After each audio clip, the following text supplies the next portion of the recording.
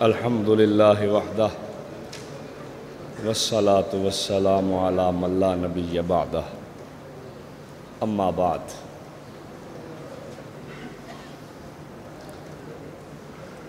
بزرگان محترم،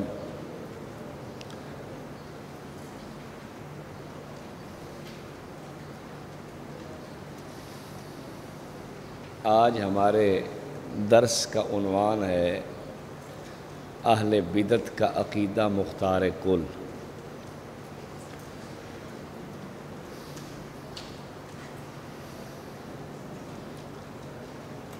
جتنے بھی عقائد آپ نے پڑھے ہیں یا آئندہ آپ پڑھیں گے، یہ ان بیچاروں کے اپنے عقیدے نہیں ہیں، بلکہ یہ چوری شدہ عقیدے ہیں۔ علم غیب کا ان کا عقیدہ، حاضر و ناظر کا عقیدہ، مختار کلی کا عقیدہ اور نور کا عقیدہ، انکار بشریت، یہ ان کے اپنے نہیں، یہ تو بیچارے درمیان میں صرف چور ہیں۔ اصل خزانہ جن کا انہوں نے لوٹا ہے وہ اور لوگ ہیں۔ وہ استاد المفسرین حضرت الشیخ مولانا عبد القیوم قاسمی صاحب زید مجدہم و فضلہم و شرفہم، اس اصل فتنے کا تعارف آپ کو کراتے ہیں۔ یہ ان کا مال ہے، چوری ان لوگوں نے کیا ہے، چوری کر کے نام اپنا چلا رہے ہیں۔ جیسے آج کل کئی مکتبے ایسے ہیں کہ وہ بیروت کی کتابوں کا ڈیزائن، شکل صورت چوری کر کے یہاں پاکستان میں شائع کر دیتے ہیں، تو بس پتہ چلتا ہے کہ انہوں نے چھاپی ہے، حالانکہ مال، ڈیزائننگ اور وہ سارا کچھ جو ہوتا ہے وہ باہر کے بیروت کے کتب خانوں کا ہوتا ہے، لیکن آج کل یہ نظام عام چل رہا ہے۔ ایسے بھی ہوتا ہے کہ کتاب معارف القرآن دارالعلوم کراچی والوں کی ہے، لیکن لاہور میں کوئی کتب خانہ مینوان وہ چھاپ دیتا ہے۔ تو چوری کا مال یہ آج کل دنیا کے اندر بہت سا رواج پڑ گیا ہے نقل کرنے کا، تو یہ مال بھی انہی کا ہے، بس نقل ہو کر چھاپ چوروں کی لگی ہوئی ہے۔ اور ویسے میں اپنی طرف سے نہیں کہہ رہا، حضرت امام ربانی مجدد الف ثانی رحمۃ اللہ علیہ، ان کے صاحبزادہ خواجہ محمد معصوم نقشبندی مجددی رحمہ اللہ، ان کا ایک مکتوبات کا مجموعہ ہے مکتوبات معصومیہ کے نام سے، اس میں انہوں نے اہل بدعت کو شریعت کا چور قرار دیا ہے۔ اہل بدعت شریعت کے چور ہیں۔ واقعہ انہوں نے صحیح فرمایا ہے، کلندر ہر چے گوید دیدہ گوید، یہ ایسے ایسے بزرگوں کی سوچ اور ان کی فہم سے جو بات چلتی ہے وہ کوئی اثر ضرور رکھتی ہے اور حقیقت پہ مبنی بھی ہوا کرتی ہے۔ تو انہوں نے جو فرمایا ہے ٹھیک کہا ہے کہ واقعہ یہ چور ہیں کہ کسی جگہ کا عقیدہ، کہیں کا مسئلہ، کسی کا ذوق، کسی کا ذہن اٹھا کے وہ اپنے نام پہ چلا دیتے ہیں۔ یہ عقیدہ جو مختار کل کا ہے، یہ عقیدہ بھی دراصل انہی لوگوں کا تھا۔ اصل میں پس منظر سنانے کا وقت نہیں ہے، ورنہ آپ کو شروع میں ابتدا میں ہی یہ بات ہم سمجھا دیتے کہ یہ کہاں سے پیدا ہوا، یہ طبقہ کہاں سے اٹھا، ان کو اٹھانے کی وجوہات کیا تھی۔ ہندوستان میں شاہ ولی اللہ، شاہ عبدالعزیز اور اس خاندان کی محنت نے ان کو ختم کر دیا تھا۔ تحفہ اثنا عشریہ لکھی اور اس طرز کی اور کتابیں شاہ عبدالعزیز اور اس کے خاندان سے جو آئی ہیں، اس سے اس فتنے کی اخیر ہو گئی۔ یعنی آپ یوں سمجھے کہ آج تک تحفے کا جواب نہیں آ سکا۔ ان لوگوں نے بدلہ لینے کے لیے یہ ایک طرز اختیار کیا کہ عقائد ہمارے ہوں، نام سنیت کا ہو، مواد ہمارا ہو، لیبل سنیت کا ہو، اندر سے اعتقاد ہمارا ہو، باہر سے لباس سنیت کا ہو۔ سنیت کے لباس میں آدمی ہو لیکن اندر سے طرز، سوچ، پروگرام، اندر سے سارا نظام وہ ہمارا ہونا چاہیے۔ خان صاحب بریلی کے ان کو اس عنوان کے لیے منتخب کیا گیا۔ یہ ایک لمبی داستان ہے، میں اس پہ نہیں جاتا، میں صرف اپنے عنوان پر تھوڑا سا اس کو جوڑ کے اور پھر اپنی بات شروع کرتا ہوں۔ خان صاحب کے ان لوگوں سے مراسم تھے، تعلقات تھے، آباء و اجداد کا ان سے رشتہ تھا، تو اس لیے ان کو استعمال کر کے بظاہر تو شکل و صورت سنیت کی، پگڑی، لباس، داڑھی اور نماز کا طرز اور یہ سب کچھ انہی جیسا رکھ کے حقیقت کے اندر جو ترجمانی ہے وہ ان لوگوں کی ہے۔ عقائد ان کے دیے، نظریات ان کے دیے، مسائل ان کے سامنے لائے۔ میں ایک چھوٹی سی بات آپ کے سامنے رکھتا ہوں تاکہ آپ کو میرے اس عنوان پر دلیل مل جائے۔ وہ کھول کے کہتا ہے کہ صحابہ مسلمان نہیں ہیں۔ میں ٹھیک کہہ رہا ہوں یا غلط کہہ رہا ہوں؟ ان کی کتابوں میں ایسا ہے یا نہیں؟ یہ آپ پڑھ چکے ہیں، اس پہ مجھے گفتگو کی ضرورت نہیں ہے۔ یہ چونکہ کھلا ہوا نہیں ہے، یہ چھپ کے کہتا ہے کہ صحابہ مسلمان نہیں ہیں، کھول کے نہیں کہے گا۔ کیوں؟ یہ کھول کے سامنے نہیں آیا، یہ چھپ کے سامنے آیا ہے، تو یہ چھپ کے کہے گا۔ جب یہ ہے سنیت کے لباس میں تو کھول کے بات نہیں کرنی، اس نے چھپ کے بات کرنی ہے۔ کیسے؟ مفتی احمد یار نعیمی گجراتی نے نور العرفان میں، مولوی عبد الرشید رضوی نے رشد الایمان میں، اور دیگر ان کے وہ کیا نام ہے اس کا، خزائن العرفان کا مصنف مولوی نعیم الدین مراد آبادی نے خزائن العرفان صفحہ 5 یخادعون اللہ والذین آمنوا وما یخدعون الا انفسهم کے تحت تقریباً ایک ہی بات ہے کہ نبی کو بشر یا تو خدا کہہ سکتا ہے، نبی کو بشر خدا نے کہا، یا نبی کو بشر نبی نے خود کہا، یا نبی کو بشر کافروں نے کہا۔ اب جو نبی کو بشر کہے دیکھ لو، وہ خدا تو ہو نہیں سکتا، وہ نبی تو ہو نہیں سکتا، لہٰذا وہ کافر ہوگا۔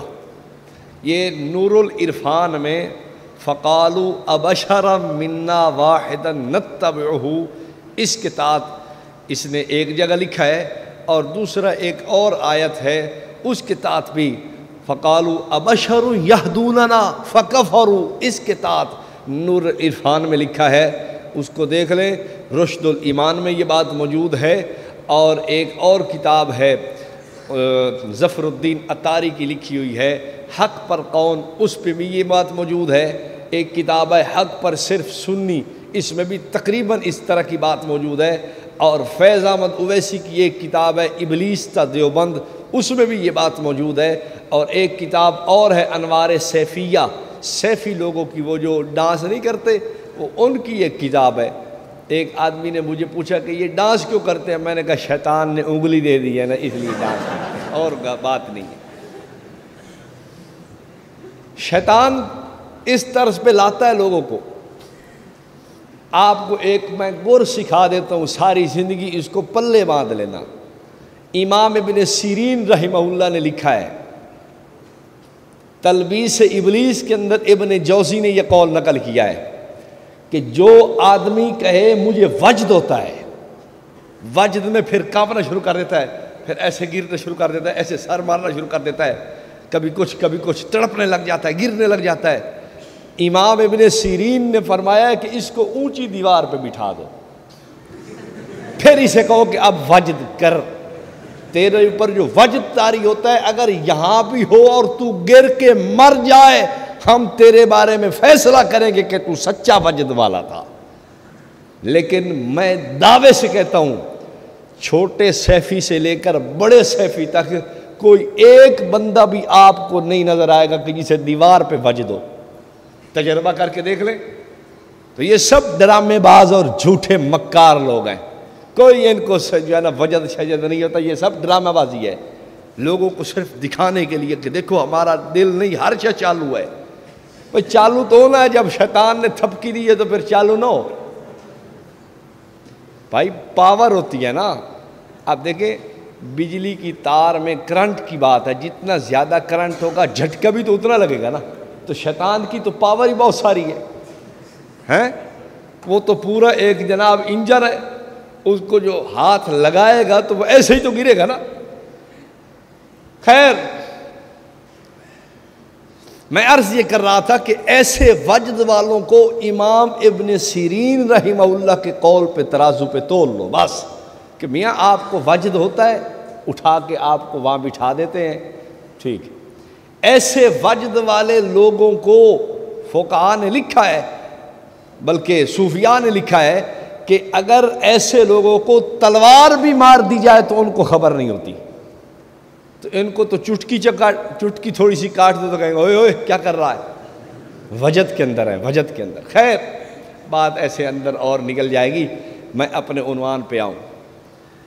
ان کتابوں میں تقریباً لفظ ایک جیسے ہیں۔ کیا نبی کو جو بشر کہے وہ کون ہے؟ کافر ہے۔ اب آپ اگر کتابوں کا مطالعہ شروع کریں تو انبیاء کو بشر کہنے والوں میں سر فہرست نام سیدہ اما عائشہ رضی اللہ عنہا کا آئے گا۔ شمائل ترمذی صفحہ نمبر 23 پر باب باندھا امام ترمذی نے، باب ما جاء فی تواضع رسول اللہ صلی اللہ علیہ وسلم۔ اس کے تحت اماں جی فرماتی ہیں کان بشر من البشر، حضور بشر تھے۔ اب اماں جی نے کہہ دیا، اب آگے آؤ۔ ابو داؤد کتاب العلم اٹھاؤ، اس کے اندر دیکھو باب کتابت العلم کے تحت امام ابو داؤد نے روایت نقل کی ہے۔ حضرت عبداللہ بن عمرو بن عاص رضی اللہ تعالیٰ عنہ کہتے ہیں مجھے صحابہ نے روکا، نہتنی قریش، مجھے قریشی صحابہ نے روکا، ان تکتب کل شیء تسمع من رسول اللہ صلی اللہ علیہ وسلم ورسول اللہ بشر یتکلم فی الغضب والرضا، کہ ہر بات نہ لکھا کرو، اس لیے کہ آقا کبھی غصہ میں ہوتے ہیں، کبھی خوشی میں ہوتے ہیں۔ غصہ میں آدمی سے خلاف واقعہ بات نکل جاتی ہے، خوشی میں کبھی نکل جاتی ہے، تو ہر بات نہ لکھا کر۔ کنہوں نے کہا؟ قریشی صحابہ نے، رسول اللہ بشر۔ ابو داؤد، اس پہ ایک اشکال بھی ہوتا ہے، میں انشاءاللہ کل کے عنوان میں نور و بشر کے عنوان میں اس کو چھیڑوں گا، لیکن آج میرا یہ عنوان نہیں ہے، میں ویسے ایک دلیل کے طور پر اس کو بیان کر رہا ہوں۔ صحابہ نے بشر کہا، سیدہ عائشہ نے بشر کہا، سیدنا ابو بکر صدیق رضی اللہ عنہ نے رجل کہا، اتقتلون رجلا ان یقول ربی اللہ، کافروں سے کہا، مشرکین سے کہا، اتقتلون رجلا ان یقول ربی اللہ، بخاری جلد 1 صفحہ 519 520۔ اس آدمی کو، اس انسان کو، اس رجل کو مارنا چاہتے ہو جس کا قصور صرف یہی ہے کہ وہ کہتا ہے کہ اللہ ایک، کہ میرا رب اللہ ہے، یہی قصور ہے؟ تو آدمی، انسان، بشر کس نے کہا؟ تو یہ تو سارے کہہ رہے تھے کہ جو نبی کو بشر کہے وہ کون ہے، تو یہ فتویٰ کس پہ لگا؟ لیکن یہ چھپ کے ہے۔ اب دیکھیں اس ترتیب سے پہلے آپ کو پتہ چل، یہ آپ نے سنا ہوگا کہ جو بشر کہے وہ کافر ہے، کتابوں کے حوالے سے یہ سنا ہوگا، لیکن جو میں نے ایسے فٹ کیا ہے یہ آپ کے ذہن میں تھا؟ دیکھو چھپا ہوا ہے نا، ظاہر تو نہیں ہے۔ میں یہ عرض آپ کی خدمت میں کرنا چاہتا تھا کہ وہ کھول کے سامنے ہے، یہ چھپ کے ہے ایک ہی قرورہ ملتا ہے، ایک ہی کھوٹے سکے کے دونوں رخ ہیں، یہ ایک ہی غلاظت کے دو نام ہیں، یہ ایک ہی گندگی کے ڈھیر کے دو رخ ہیں، بات ایک ہی ہے، جو اس نے کہی تھی جو اس نے کہی ہے، لیکن فرق یہ ہے کہ وہ شراب کو شراب کہتا ہے، یہ شراب کو زمزم کہتا ہے، وہ پیشاب کو پیشاب کہتا ہے، یہ پیشاب کو مشک و عنبر کہتا ہے، وہ جناب جی غلاظت کو غلاظت کہتا ہے، یہ غلاظت کو حلوے کا نام دیتا ہے۔ فرق اتنا ہے وہ بھی غلاظت ہے، یہ بھی غلاظت ہے۔ لیکن یہ تھوڑا سا آپ اگر بیدار ہوں گے تو پھر آپ کو پتہ چلے گا کہ واقعہ ہے ایک ہی چیز۔ تو عقیدہ ایک ہی ہے، مختار کل کا عقیدہ ان کے پاس بھی ہے، ان کے پاس بھی ہے۔ اور مزے کی بات یہ ہے کہ ان لوگوں نے خود تسلیم کیا ہے۔ امام اہل سنت سیدنا و مرشدنا حضرت مولانا سرفراز خان صفدر رحمہ اللہ تعالی رحمتاً واسعہ، ان کی کتاب عبارات اکابر کے خلاف ایک کتاب لکھی رضا خانیوں نے، عبارات اکابر کا تحقیقی و تنقیدی جائزہ۔ الحمدللہ عرصہ دراز دیکھنے کے بعد کہ اہل علم اس کا جواب لکھیں گے، ہم تو اہل علم نہیں ہیں، طلباء ہیں، لیکن کسی بزرگ اہل علم نے قدم نہیں اٹھایا اپنی مصروفیات کی وجہ سے۔ بالآخر پھر ہم نے اس کا جواب پہلی جلد پہ کچھ تھوڑا قلم اٹھایا ہے، مختصر سے اس پہ کچھ لکھا ہے، اور دوسری جلد پہ تفصیل سے لکھا ہے۔ پہلی جلد کا جواب چھپ چکا ہے، عبارات ہمارا وہ جو لکھا ہے ہم نے دست و گریباں کی تیسری جلد میں، اور دوسری جلد کا جواب انشاءاللہ ابھی چھپا نہیں ہے، چھپ جائے گا، اللہ تعالیٰ توفیق دے گا۔ تو اس نے اپنی جلد عبارات اکابر کا تحقیقی و تنقیدی جائزہ کے جلد اول صفحہ 41 پہ لکھا ہے، کہتا ہے کہ یہ تمام عقائد حاضر ناظر، علم غیب، مختار کل، استعانت لغیر اللہ، یہ تمام عقائد شیعہ میں پائے جاتے ہیں، وہ خود کہہ رہا ہے۔ اور جس آدمی کا مطالعہ ہو، وسعت رکھتا ہو اپنے مطالعہ کی، اس پہ یہ مخفی نہیں ہے۔ بات ٹھیک کی ہے اس نے کہ واقعہ موجود ہے، اور ہم بھی اسی بنیاد پہ کہہ رہے ہیں کہ تم ایک ہی چیز ہو، تم میں فرق نہیں ہے۔ ہاں اتنا ہو سکتا ہے ایک ہی لباس ایک ہی وجود پہ پہنا ہوا ہے، ایک قمیض ہے تو دوسرا اندر پہنی ہوئی بنین، کیا کہتے ہیں اسے؟ بنیان کہہ دو، ہماری زبان ہے تو اسے بنین کہتے ہیں، پتہ نہیں اب آپ کیا اسے بولتے ہیں۔ ایک جسم کے ساتھ ملا ہوا کپڑا، ایک اس کے اوپر ہے، بس فرق یہ ہے ایک ہی چیز، ایک ہی وجود پہ پہنے ہوئے دونوں کپڑے ہیں۔ خیر میں عرض کر رہا تھا کہ مختار کل کا عقیدہ بھی انہی کا ہے۔ اصول کافی اٹھاؤ، انہوں نے صاف مانا ہے کہ امام کو عقیدہ امامت سے آپ امام کو ذہن میں رکھیں کہ وہ کیا کہنا چاہ رہا ہے کہ امام تمام اختیارات رکھتا ہے، موت حیات کا اختیار ہوتا ہے، دنیا جہان کے اختیارات اس کے پاس ہوتے ہیں، جو کرنا چاہے قضاء و قدر کا مالک ہوتا ہے، جو کرنا چاہے اس کے اندر کوئی رکاوٹ نہیں ڈال سکتا، جو کوئی فیصلہ کرنا چاہے امام، تو اس امام کے لیے لا راد لحکمہ ولا معقب لحکمہ، یہ شان اس کی ہوا کرتی ہے کہ امام کے فیصلے کو نہ کوئی توڑ سکتا ہے، نہ کوئی جو جناب موڑ سکتا ہے، نہ امام کا کوئی فیصلہ روک سکتا ہے نہ ٹوک سکتا ہے، یہ امام ہوتا ہے۔ وہی عقیدہ ان کے اندر آیا،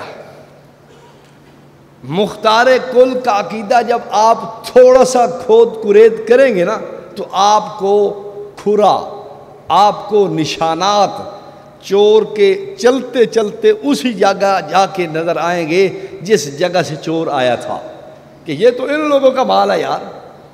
مولانا آپ اپنا عقیدہ بنا رہے ہیں، یہ تو آپ کے بڑے بھائی کا عقیدہ ہے، یہ تو بڑے بھائی کا عقیدہ ہے۔ وہ بھی یہی کہتے ہیں کہ امام کو تمام اختیارات ہیں، یہ بھی یہی کہتا ہے کہ امام کو تمام اختیارات ہیں، جو دلائل اس کے تھے وہی دلائل اس کے ہیں، جو آیات وہ پیش کرتا ہے وہی آیات یہ پیش کرتا ہے، جو اہل سنت کی کتابوں سے احادیث وہ پیش کرتا ہے وہی احادیث یہ پیش کرتا ہے، جو عنوانات وہ باندھتا ہے وہی عنوان یہ باندھتا ہے، جو طرز وہ اختیار کرتا ہے اسلاف کی کتابوں سے حوالہ نکالنے کا وہی طرز یہ اختیار کرتا ہے۔ دونوں ایک دوسرے کا مواد اکٹھا کرتے ہیں، وہ ان سے یہ ان سے، وہ دونوں ایک دوسرے سے مواد لینے کے بعد اہل سنت کے سامنے کھڑے ہوتے ہیں۔ بھائی دلائل کا جواب بعد میں، دلائل کی گفتگو بعد میں، دلائل کا ٹکراؤ بعد میں، میرے دلیل کا جواب تو دے گا، تیری دلیل کا جواب، یہ بات کی باتیں ہیں، لیکن پہلے اتنا تو مان لینا کہ عقیدہ تیرا نہیں، اہل سنت کا نہیں بلکہ ان کا ہے۔ اور ایک بات آپ اور چیلنج سے کہہ سکتے ہیں، اہل سنت والجماعت کے اکابرین، چاہے حنفی ہو، چاہے شافعی ہو، چاہے مالکی ہو، چاہے حنابلہ میں سے ہو، یا کوئی مجتہدین کی لسٹ کے افراد ہیں، کوئی ایک بندہ پکڑو، کسی ایک بزرگ کو بتاؤ، کسی ایک بڑے عالم کا تذکرہ اور ان کا پتہ بتاؤ جس نے عقائد پہ کتابیں لکھی ہوں۔ حنفیہ کے عقائد پہ بھی کتابیں موجود ہیں، اہل سنت شوافع کے عقائد پہ بھی کتابیں موجود ہیں، حنابلہ کی کتابیں بھی موجود ہیں عقائد پہ، مالکیہ کی کتابیں بھی عقائد پہ موجود ہیں۔ میں کہتا ہوں ایک آدمی اکابر کی صف کا پیش کرو جس نے عقیدہ یہ دیا ہو، اپنے عقائد کی کتابوں کے اندر لکھا ہو کہ رحمت دو عالم صلی اللہ علیہ وسلم تمام اولیاء سمیت، تمام انبیاء سمیت خدا تعالیٰ کے قضاء و قدر کے مالک ہیں، خدا تعالیٰ کے خزائن کے مالک ہیں، کائنات میں ان کے فیصلے کو رد کرنے والا نہیں ہے، جو چاہیں کر سکتے ہیں، جو چاہیں فیصلہ فرمائیں، جو چاہیں آپ صلی اللہ علیہ وسلم اور انبیاء اولیاء وہ طے کر دیں، ان کے حکم کو پھیرنے والا کوئی نہیں، ان کی بات کو رد کرنے والا کوئی نہیں۔ خدا کی قسم اٹھا کے کہتا ہوں ایک بزرگ بھی متفق علیہ نہیں ملے گا جس کا عقیدہ تمہارے عقائد سے ملتا ہو۔ ان کو پکڑو کہ چلو تم حنفی ہو، ہم باقی کی بات نہیں کرتے، حنفی ہو۔ اہل سنت حنفیہ کی کتابیں تو ہے نا عقائد پہ، شرع عقائد لکھی ہے، پھر اور شرع مواقف ہے، شرع مقاصد ہے، فلاں ہے فلاں ہے۔ یار یہ عقائد کی کتابیں نہیں ہیں تو ان میں دکھاؤ کہاں لکھا ہے کہ انبیاء علیہ السلام ہر چیز کا اختیار رکھتے ہیں، تمام اختیارات کے مالک ہیں، سارے اختیارات ان کے قبضہ قدرت میں ہیں، جو چاہیں کر دیں، جس کو چاہیں جنت عطا فرما دیں، جس کے لیے چاہیں جنت کا دروازہ بند کر دیں، جس کو چاہیں جہنم بھیج دیں، جس کے لیے چاہیں توبہ کا دروازہ بند کر دیں، کوئی پوچھنے والا نہیں، ساری کائنات ان کے قبضہ قدرت اور اختیار میں دے دی گئی ہے۔ کوئی ایسا عقیدہ ہمیں اہل سنت حنفیہ کی کتاب سے لا کے دکھاؤ، لیکن نہیں ہے۔ ان کو ایک بڑا شوق ہے قرآن و سنت سے خود استدلال کرنے کا، حالانکہ حنفی تو وہ ہے جو عقائد اور نظریات میں اکابر عقائد کا، جنہوں نے عقائد پہ کتابیں لکھی ہیں۔ ہمارے بزرگوں نے صاف المحنت علی المفنت میں لکھ دیا ہے کہ ہم عقائد میں حضرت ابو منصور ماتریدی اور حضرت ابو الحسن اشعری رحمہم اللہ ان دونوں کے پیروکار ہیں، اور فروعات میں سیدنا امام اعظم امام ابو حنیفہ رحمہ اللہ تعالی ہم ان کے مقلد ہیں۔ اب بات صاف سیدھی سی ہے کہ تم اگر اکابرین کو مانتے ہو جنہوں نے عقائد پہ لکھا ہے تو ان کی کتابوں سے یہ عقیدہ نکال کے لاؤ نا۔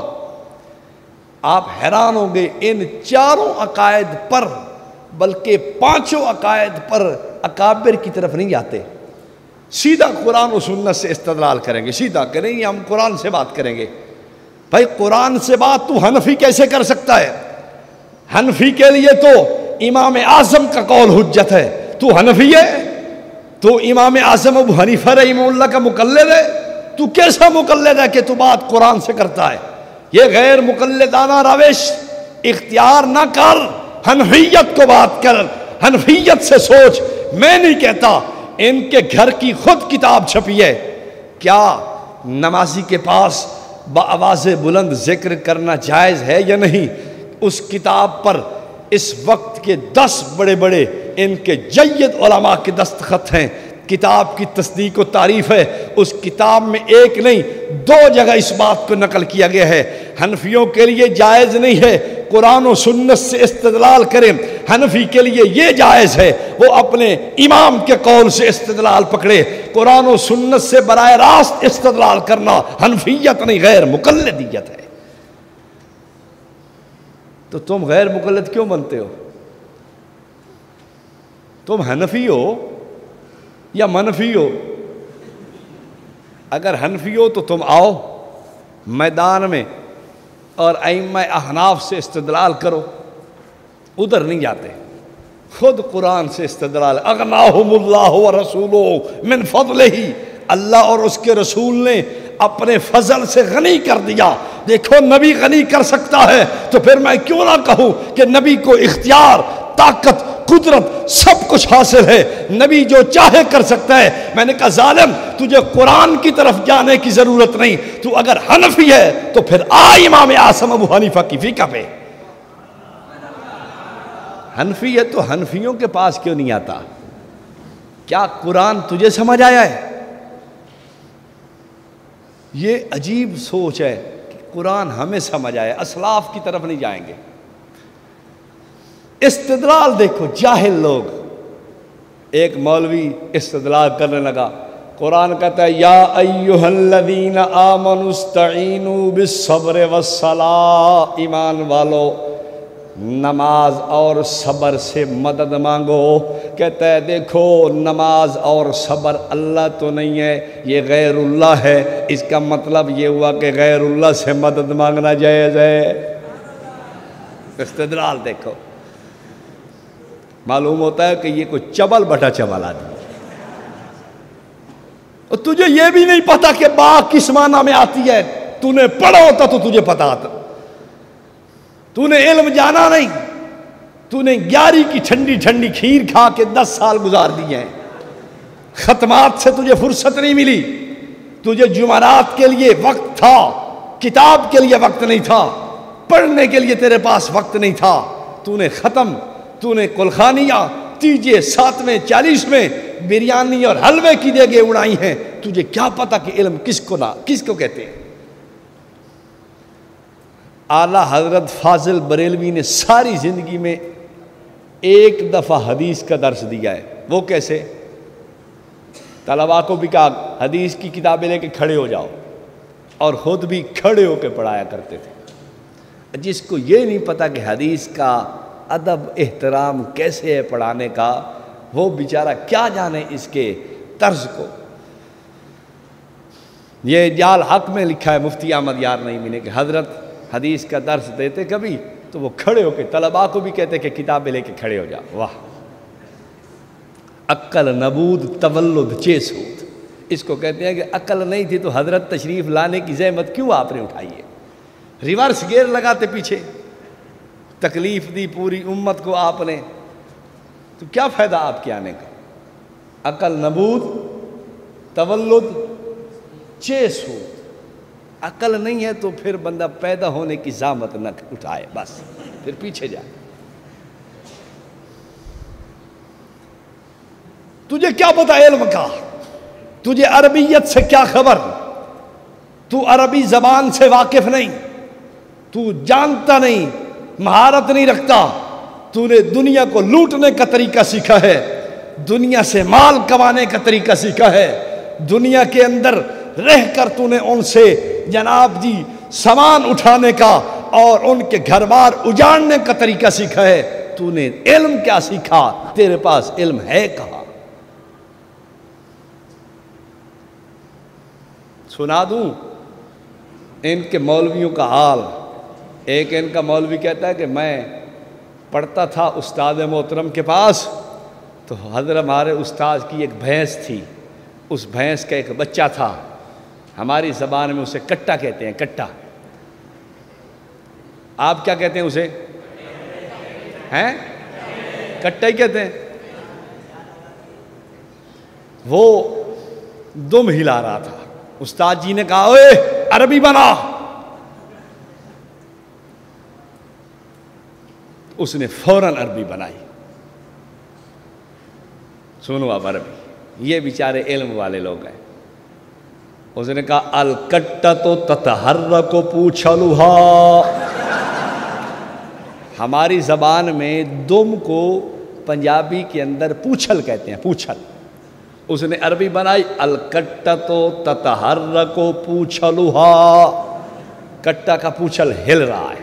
یہ تو تم عربی جانتے ہو۔ انہوں نے بڑی خوبی اور خوشی کے ساتھ اپنے علماء کا تذکرہ کیا ہے کہ ہمارے علماء نے کیسے لوگوں سے مال بٹورا۔ احمد رضا خان کا خلیفہ بشیر احمد کوٹلی لوہارا ایک جگہ گیا، رات کو رہا، نمبردار کے گھر میں بڑا بہترین بستر تھا، بڑا زبردست۔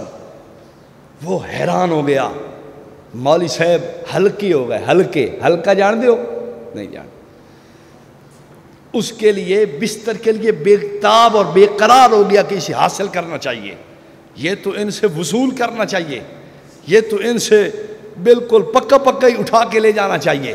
مولوی صاحب بےتاب برقرار ہو جائے کہ بستر لینا چاہیے۔ صبح نمبردار نے کہا مولانا صاحب درس دے کے جائیں آپ۔ اس نے درس دیا، درس میں کہنے لگا میں رات کو سویا ہوں، کیا دیکھتا ہوں کہ اچانک رونے کی آوازیں آ رہی، میں دیواروں کو کان لگا کے سوچوں کہ پتہ نہیں کیوں رو رہی ہے، کبھی اس دیوار سے، کبھی چھت کی طرف غور کروں، کبھی پنکھے کو دیکھوں، کبھی میں جناب جی ادھر ادھر دیکھوں کہ کیا رو رہا ہے۔ باہر نکل کے دیکھا کہ کوئی آدمی تو نہیں رو رہا، لیکن کوئی آواز کا پتہ نہ چلے کہاں سے آ رہی۔ بالآخر میں نے جو توجہ کی تو بستر رو رہا تھا۔ تو میں نے کہا بھلے مانس کیوں روتا ہے؟ اس نے کہا حضرت کیا بتاؤں آپ کو، جب سے میں بنا ہوں مجھے 20 سال ہو گئے، 30 سال ہو گئے، آج تک کسی کے استعمال میں نہیں آیا۔ زندگی میں آپ پہلے آدمی ہیں، آپ نیک ہیں، متقی ہیں، بزرگ ہیں، پارسا ہیں، باصفا ہیں اور صوفیاء میں سے ہیں، آپ اچھے انسان ہیں۔ آپ کے استعمال میں آیا ہوں، ابتدا اچھی ہو گئی ہے، اب مجھے پریشانی ہے کہ پتہ نہیں یہ آگے کسی بے ایمان کے ہاتھ نہ چڑھ جاؤں، کسی غلط آدمی کے پاس نہ چلا جاؤں، اس لیے پریشان ہوں، اور رونے کی کوئی وجہ نہیں ہے۔ نمبردار صاحب کھڑے ہو کر کہنے لگے مولوی صاحب آپ پریشان نہ ہو، یہ بستر آپ ساتھ لے جائیں۔ تم نے تو بستر لوگوں کے فضول کرنے کا انداز سیکھا ہے۔ ہمارے ایک پنجاب کے علاقہ پنڈی کے اندر وفاق کے مسئول ہیں قاضی عبدالرشید صاحب، وہ فرماتے ہیں کہ میں ایک مدرسے میں گیا رضا خانیوں کے، اور میں جو ہی گیٹ سے اندر داخل ہوا تو طلباء مجھے اکٹھے ہو گئے، حضرت کہاں جانا ہے، کہاں جانا ہے، کہاں جانا ہے؟ میں نے کہا یار بڑے اچھے لوگ ہیں، بڑے اچھے طلباء ہیں کہ اندر آدمی آئے تو پوچھنے کی ضرورت نہیں پڑتی کہ میں نے فلاں کمرے میں جانا ہے، فلاں عالم سے ملنا ہے، فلاں سے ملنا ہے، بلکہ طلباء خود پوچھتے ہیں کہ حضرت کہاں جانا ہے، کہاں جانا ہے، کہاں جانا ہے؟ میں نے کہا محتمم صاحب کے پاس جانا ہے۔ انہوں نے کہا وہ کمرہ ہے۔ میں بڑا حیران ہوا کہ ادھر سے تو ایسے والہانہ استقبال، کہاں جانا ہے، کہاں جانا ہے پوچھ رہے تھے، اور جب اندر داخل ہوں تو کہتے وہ کمرہ ہے۔ میں نے محتمم صاحب سے تذکرہ کیا، میں نے کہا یار یہ بات سمجھ نہیں آئی۔ اس نے کہا بے وقوف لوگ ختم کے لیے پوچھ رہے تھے کہ کہاں جانا ہے، کہاں جانا ہے، کہاں جانا ہے۔ تمہیں علم کا کیا پتا؟ استعینوا بالصبر والصلاۃ سے استدلال کرنے والے اگر تو نے اپنی کتابوں کا مطالعہ کیا ہوتا، پیر کرم شاہ الازہری کی تفسیر ضیاء القرآن کو پڑھا ہوتا، اگر اسلاف امت اکابر کو تو نہیں پڑھ سکا، اپنے گھر کی کتابوں کو پڑھ لیا ہوتا، تجھے سمجھ آ جاتی بات۔ استعینوا بالصبر والصلاۃ، یہ بات سببیت کے لیے ہے، یہ بتانا چاہتی ہے اللہ سے مدد لو، اور اللہ سے مدد لینے کا ذریعہ اور سبب کیا ہوگا؟ سبب کے لیے نماز کو اختیار کر، سبب کے لیے صبر کو اختیار کر، ذریعے کے طور پر نماز پڑھ، صبر کر، یہ ایسے ذرائع ہیں کہ اللہ کی مدد متوجہ ہو جائے گی۔ تجھے قرآن سے کیا خبر؟ تو قرآن کو سمجھتا ہے؟ چے نسبت خاک را با عالم پاک، تو اور قرآن، وہ کہتے ہیں یہ منہ اور مسور کی دال۔ تیرا قرآن سے کیا طرز ہے؟ ربط کیا ہے تیرا قرآن کو سمجھنے کا؟ سمجھنا چاہتا ہے تو اکابر کی جوتیاں اٹھا، علماء دیوبند کی جوتیاں اٹھا، چوری نہ کر، ویسے اٹھا کے ساتھ ساتھ چل، یہ نہ کہ اٹھا کے گھر چلا جائے۔ ایک پیر صاحب آیا تھا مسلیوں کے ہاں، یہ نہیں ہوتے مسلم شیخ، یہ بالکل وہ بیچارے جو خیمے لگا کے رہتے ہیں جنگلوں کے اندر، بالکل غریب فقیر لوگ ہوتے ہیں، مسلم شیخ ان کو کہتے ہیں، بھنگی چرسی لوگ۔ ان کے پاس پیر آ گیا، انہوں نے مشورہ کیا کہ پیر کو کیا کھلائیں؟ پیر تو آئے تو پھر یہ آسانی سے جاتا ہی نہیں ہے جب تک کچھ لے کے نہ جائے۔ ایک پیر صاحب آیا، مرید سے کہنے لگا، اوہ نالائق، ایک اچھی سی بھینس کا بندوبست کرو۔ اس نے کہا حضرت میں تو خود غریب آدمی ہوں، چلو بھینس نہیں تو گائے دے دو۔ اس نے کہا حضرت گائے بھی میں تو، چلو گائے نہیں تو کوئی بچھڑا دے دو۔ اس نے کہا سرکار بچھڑا بھی نہیں، چلو کوئی بکری دے دو۔ اس نے کہا بکری بھی نہیں ہے۔ اس نے کہا اچھا کوئی مرغی تو ہوگی نا؟ اس نے کہا سرکار مرغی نہیں، چلو 2 درجن انڈے ہی لے آ جا کے۔ اس نے کہا جی مرغی نہیں ہے تو انڈے میں دے بڑے، بھائی مرغی نہیں ہے تو انڈے میں نے تو پیدا نہیں کر دے، آپ کہہ رہے ہیں انڈے لے آؤ۔ اور بیوقوف دکان پہ انڈے نہیں ہیں، جا لے آ 2 درجن۔ وہ گیا 2 درجن انڈے لے کے آیا، پیر صاحب کو نظر کیے، پیر صاحب کو دیے۔ پیر صاحب بڑے خوشی خوشی جا رہے تھے، پیچھے سے مرید ایک کتا لے کے، چھوٹا سا بچہ بھاگتا، پیر صاحب پیر صاحب پیر صاحب۔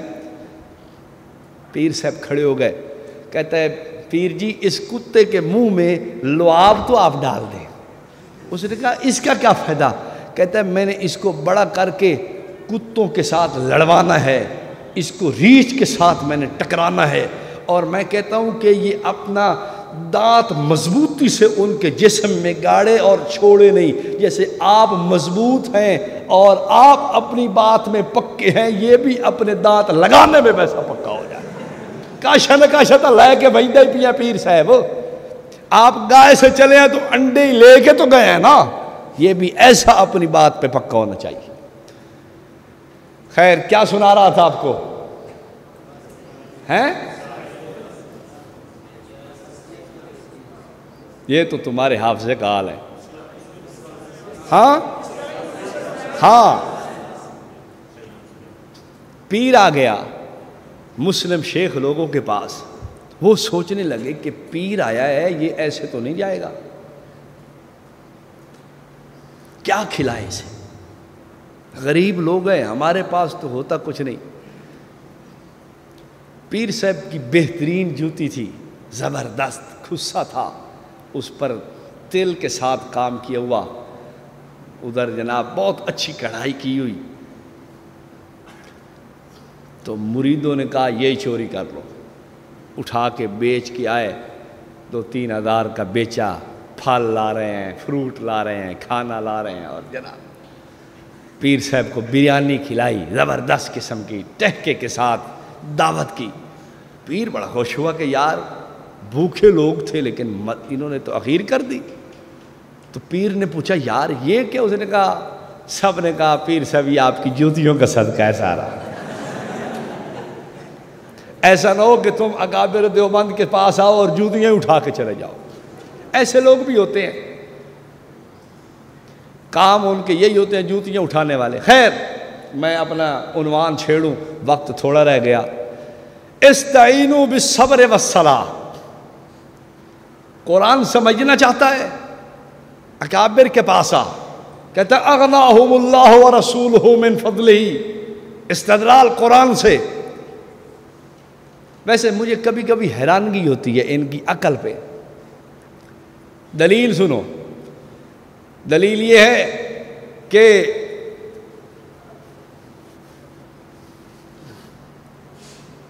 حضرت یوسف علیہ السلام نے دیکھا مجھے 11 ستارے، رأیت 11 کوكبا والشمس والقمر رأیتهم لی ساجدین. 11 ستارے اور سورج چاند یہ مجھے سجدہ کر رہے ہیں. تو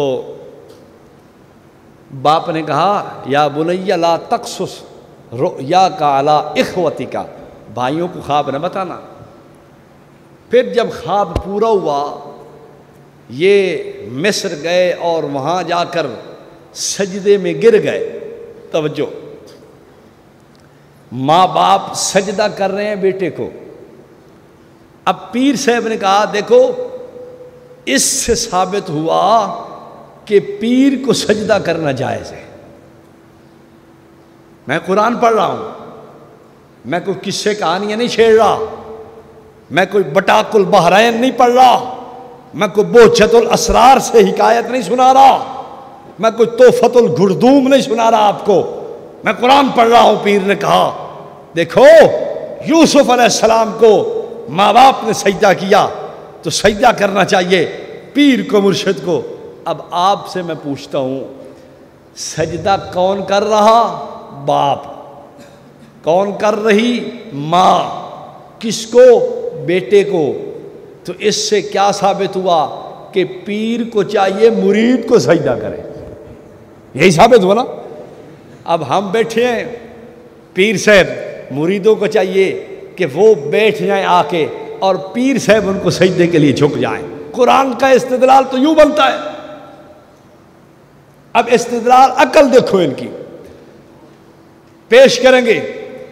رسول پاک صلی اللہ علیہ وسلم نے، بلکہ جناب عیسیٰ علیہ السلام نے فرمایا کونوا انصار اللہ کما قال عیسیٰ ابن مریم للحواریین من انصاری الی اللہ. او میرے ماننے والو کون میری مدد کرے گا؟ دیکھو غیر اللہ سے مدد مانگنا ناجائز ہوتا تو عیسیٰ علیہ السلام مدد مانگتے. اب دیکھو عیسیٰ علیہ السلام نے مدد کن سے مانگی؟ امتیوں سے نا. اس سے پتہ چلا کہ نبی مدد مانگے کس سے؟ کس سے؟ امتی سے. پیر مدد مانگے مرید سے، استاد مدد مانگے شاگرد سے، بڑا مدد مانگے چھوٹے سے. تمہارا تو نظام ہی الٹا ہے. یا امتی مدد مانگتا ہے نبی سے، یا مرید مدد مانگتا ہے پیر سے، یا شاگرد مدد مانگتا ہے استاد سے، یا چھوٹا مدد مانگتا ہے بڑے سے. جبکہ قرآن کا استدلال تو یوں کہتا تھا کہ بڑا چھوٹے سے مدد مانگے، نبی امتی سے مدد مانگے، پیر مرید سے مدد مانگے، استاد شاگرد سے مدد مانگے. اگر قرآن کے اس اصول کو لکھنا ہے اور قرآن سے استدلال کرنا ہے تو پھر پیر چاہیے مرید کو سجدہ کرے، نبی چاہے امتی سے مدد مانگے. لیکن تم نے تو الٹا نظام بنایا کہ امتی نبی سے مدد مانگے. دلیل کیا ہے کہ نبی مدد امتی سے مانگ رہا ہے. واہ، تمہاری عقل پہ بھی دل کرتا ہے کہ بندہ شاباش دے اور یہی کہے کہ اس عقل پہ لاکھوں سلام، اس بھیجے پہ لاکھوں سلام. آپ لوگ حیران ہوتے ہوں گے، باتیں کرنے کی بہت ساری ہیں. عنوان چلو پھر میں اس کو چھیڑتا ہوں. ایک قصیدہ چلتا ہے مصطفیٰ جان رحمت پہ لاکھوں سلام. سنا ہے کبھی آپ نے؟ آپ کیا سمجھتے ہیں کہ یہ نبی پاک علیہ السلام کی تعریف میں ہے؟ نہیں. میں ان لوگوں کو دعوت فکر دیتا ہوں کہ اعلیٰ حضرت کو گستاخ نہ بناؤ. اتنے بڑے آدمی تھے اور آپ ان کو گستاخ بنانا چاہتے ہیں؟ کیوں؟ اس کے اندر ایک جملہ کھڑا ہے، کثرت بعد قلت پہ اکثر درود، عزت بعد ذلت پہ لاکھوں سلام.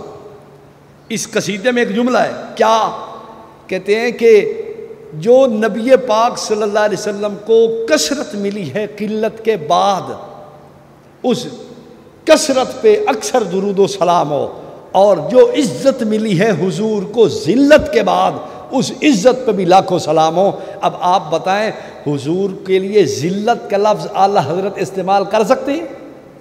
اتنے بڑے آدمی یار کیسے کر سکتے ہیں؟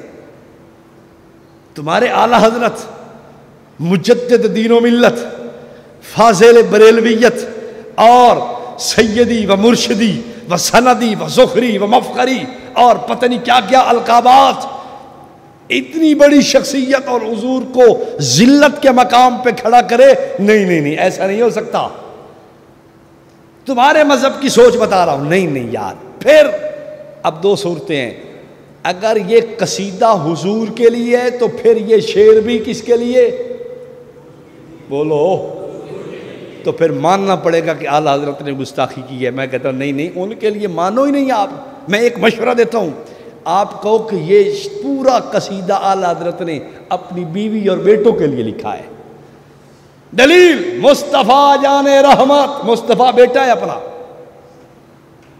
ایک بیٹے کا نام مصطفیٰ تھا، اور جان رحمت کیا ہے؟ یہ بیوی کو پیار سے کہہ رہے ہیں جان رحمت۔ تو یہ قصیدہ اپنے گھر کے لیے ہے، مصطفیٰ جان رحمت پہ لاکھوں سلام، شمع بزم ہدایت پہ لاکھوں سلام۔ یہ اعلیٰ حضرت اپنے گھر، اپنے خاندان، اپنے بچے، اپنی بیوی، ان پہ لاکھوں سلام کے ورد پڑھ رہے ہیں، اور یہ نبی پاک علیہ السلام کے لیے نہیں کہہ رہے۔ اگر تم کہتے ہو نہیں نہیں حضور کے لیے ہے، تو پھر گستاخ بھی تو ماننا پڑے گا تمہیں۔ ہم کہتے ہیں نہیں نہیں یار، اتنی بڑی شخصیت ہے تمہاری، اتنے بڑے امام تھے، اتنے بڑے تمہارے مقتدا اور پیشوا ہیں جن سے نقطہ برابر خطا نہیں ہو سکتی۔ نبیوں سے تو گناہ کبیرہ بھی تم نے لکھا ہو سکتے ہیں، لیکن اعلیٰ حضرت سے تو نقطہ برابر خطا ہو ہی نہیں سکتی۔ زبان و قلم خدا کی حفاظت میں ہے۔ تم یوں سمجھتے ہو ان کی عظمت شان کے گیت گاتے ہو، نبیوں سے لغزش ہو سکتی ہے لیکن ان سے لغزش بھی نہیں ہو سکتی۔ بچپن سے خدا نے محفوظ فرما دیا، اتنی بڑی شخصیت، اور پھر وہ یہ کرے کہ حضور کے لیے ذلت کا لفظ استعمال کرے؟ نانا آپ ایسا کریں، یہ قصیدہ کہہ دیں کہ یہ حضرت نے اپنی اولاد کے لیے لکھا ہے۔ مشورہ ٹھیک ہے یا غلط ہے؟ ورنہ اس بات کا جواب دیں، ورنہ اس بات کا وہ جواب دیتے ہیں، وہ کہتے ہیں کہ یہ عزت بعد ذلت نہیں، یہ عزت بعد ذلت ہے۔ یہاں کراچی کا ایک بہت بڑا سید کہلانے والا وہ اس اشکال کا جواب دیتا ہے، کہتا ہے وہاں بھی اعتراض کرتے ہیں، آؤ میں تمہیں جواب دوں، یہ عزت بعد ذلت نہیں، یہ عزت بعد ذلت ہے۔ اب کر اعتراض، اب کر اشکال، اب اپنا اس کے اوپر اعتراض کر۔ تو اعتراض کی دھجیاں اگاڑ دی ہم نے اعتراض کو جڑ سے اکھاڑ کے پھینک دیا۔ اگر عزت بعد ذلت کا لفظ ہو کہ وہ عزت جو ذلت سے بہت دور ہے، اس عزت پہ لاکھوں سلام ہو۔ اب بتا، حضور کے لیے ذلت کا لفظ تو استعمال نہ ہوا۔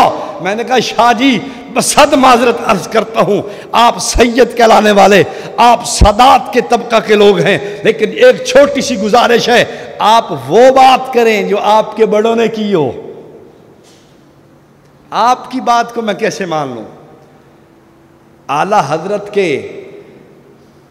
مذہب کے بڑے لوگ تشریح کرتے ہوئے اس کو بعد کہیں، اور کہیں کہ شروع میں کمزوری تھی، بعد میں آ کے طاقت بن گئی، شروع میں تھوڑے تھے بعد میں کثرت مل گئی، شروع میں کمزور تھے مسلمان، تھوڑے تھے، طاقت نہیں تھی، وہاں اسلحہ نہیں تھا، وہاں اتنی جناب جی جمعیت نہیں تھی، بعد میں جمعیت بھی بن گئی، طاقت بھی بن گئی، قوت بھی بن گئی۔ عزت بعد ذلت کا یہ معنی اگر تیرے سارے شارحین نے لکھا ہو شاہ جی، پھر یہ اعتراض حل نہیں ہوا، اعتراض کھوب گیا ہے۔ کھوب سمجھتے ہو؟ نہیں سمجھے۔ کبھی آپ نے میخ کو گاڑا ہے؟ کھوب کا معنی گڑ گیا ہے، یوں سمجھو۔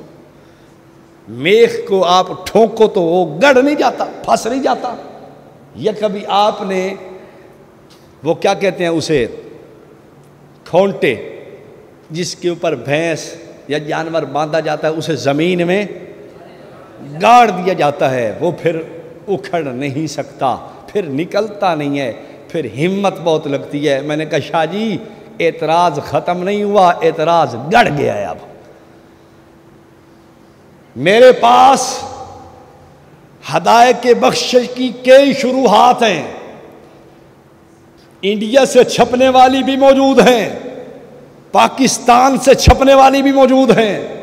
انڈیا سے ایک کتاب سخن رضا شرح ہدایت کے بخشش مولوی اول دین قادری رضوی نے لکھی ہے، اس نے بھی اس لفظ کو بات تسلیم کیا ہے۔ کاموں کی سے ایک کتاب شرح سلام رضا نعیم اللہ خان قادری نے لکھی ہے، اس نے بھی اس لفظ کو بات تسلیم کیا ہے۔ بود نہیں مانا، لاہور سے شرح سلام رضا ایک بہت بڑا ان کا مفتی ہے، اس نے لکھی ہے، اس نے بھی اس کو بات تسلیم کیا ہے۔ بود نہیں مانا ایک کتاب غلام حسن قادری نے اس کتاب کی شرح لکھی ہے، اس نے بھی اس کے اندر اس کو بات تسلیم کیا ہے۔ بود نہیں مانا ایک کتاب فیض احمد اویسی نے ہدایت کے بخشش کی شرح لکھی ہے، کئی جلدوں کے اندر، اس نے بھی اس کو بات مانا ہے، بود نہیں مانا۔ اور ایک کتاب لطمت الغیب کے نام سے پیر نصیر الدین گولڑوی نے ترتیب دی ہے، اس نے بھی اس لفظ کو بعد مانا ہے، بود نہیں مانا۔ میں 5-6 کتابیں پیش کر رہا ہوں تیرے گھر کی، وہ سارے کہیں یہ لفظ بعد ہے، بود نہیں ہے، تو تیری بات کی حیثیت کیا رہے گی؟ میں کیسے مانوں شاہ جی آپ کی بات؟ آپ کے سادات ہونے، آپ کے سید ہونے اور آپ کے شاہ جی ہونے کا احترام ہے مجھے، آپ سید کہلاتے ہیں، میں احترام کرتا ہوں، لیکن یہ نہیں مسئلہ کہ آپ کی غلط بات کو میں صحیح کہہ دوں، نہیں یہ ہم سے نہیں ہو سکتا، غلطی ہے۔ آپ کو چاہیے کہ رضا خان کو مانو کہ وہ بے ادبی کر چکا ہے، یا کہہ دو کہ قصیدہ اعلیٰ حضرت نے اپنی بیگم کے لیے لکھا ہے۔ بیگم کی تعریف بھی تو کر دینے میں کیا حرج ہے؟ بیگم کی تعریف کر دینے میں کیا حرج ہے؟ بیگم کو خوش کرنے کے لیے تو بندہ جھوٹ بھی بول لیتا ہے، اور شریعت بھی آپ کو کچھ نہیں کہتی، کھانا کسی کام کا نہیں پکا ہوا، آپ تعریف کر دیں پھر بھی وہ خوش ہو جائے گی کہ واہ بھائی واہ میں کہے کام کا نہیں پکے ہویا، مرچیں ڈھیر ہیں، لون ڈھیر ہے، نمک زیادہ ہے، مرچ زیادہ، آپ کہیں واہ کیا بات ہے، آج تو بس انگلیاں ہی چوستے اور چاٹتا جا رہا ہوں، کیا بات ہے۔ اس پہ بھی اجر ہے آپ کے لیے۔ میاں بیوی کو اگر لڑائی ہے، کوئی بندہ ان کو صلح کرانے کے لیے جھوٹ بھی بول رہا ہے تو یہ بھی بہت بڑا اجر ہے۔ بات ٹھیک کہہ رہا ہوں یا غلط کر رہا ہوں؟ تو اعلیٰ حضرت نے بیوی کو خوش کرنے کے لیے قصیدہ لکھا ہے، مصطفیٰ جان رحمت پہ لاکھوں سلام، شمع بزم ہدایت پہ لاکھوں سلام۔ اس نے اپنی بیگم کی تعریف و توصیف کی ہے، مجھے اس سے انکار نہیں، اس لیے کہ اپنے گھر والوں کی تعریفیں، توصیف اور ان کی عزت و عظمت کے گن گانے چاہیے، تعریف کرنی چاہیے، حق بنتا ہے، لیکن یہ نہ ظلم کرو، یہ دھوکہ نہ دو، یہ دجل نہ کرو کہ ہر ایک مسجد میں پڑھ کے تم اعلان کرو یہ اعلیٰ حضرت نے حضور کے لیے لکھا ہے۔ میں نے کہا نانا، اگر نبوت کے لیے لکھا تھا لفظ ذلت کا کیوں لایا ہے؟ اگر لفظ ذلت کا لایا ہے پھر مان لو اس نے بیگم کے لیے لکھا ہے، اگر حضور کے لیے لکھا تو پھر گستاخ ہے، پھر مانو۔ بات جائز ہے یا غلط ہے؟ خیر، اب آؤ عنوان کی طرف۔ اس